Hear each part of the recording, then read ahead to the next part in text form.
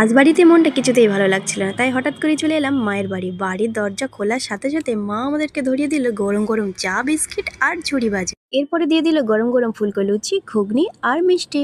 আহা কি স্বাদ! আর এদিকে দেখো, ভাই তালের আটিগুলো নিয়ে কাটতে বসেছে, আর ওগুলোও চেটে পুচে খেয়ে নিলাম।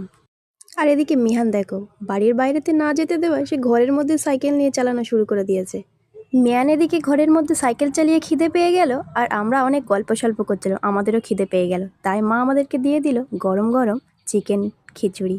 দেখো, গরম ধোঁয়া উঠছে, খেতে কিন্তু সেই স্বাদ হয়েছিল। মিয়ান কিন্তু খিচুড়ি খেতে অনেক বেশি ভালোবাসে, তাই খিচুড়ি পাওয়ার পর ওর রিয়াকশানটা একবার দেখো। ওগুলো খাওয়ার পরে দেখি দুপুরে রান্নাবান্না শুরু, মাছের মাথা দিয়ে ডাল, মুড়ি ঘন্ট। আর এদিকে দেখো, লাল লাল ঝাল ঝাল চিকেন রান্না চলছে, আর এর সঙ্গে আছে এক হাঁড়ি ফ্রাইড রাইস। তো দেখো, রান্নাবান্না ফাইনালি কমপ্লিট। তো আমাদেরকে দুপুরের এখন খাবার দিয়ে দিল।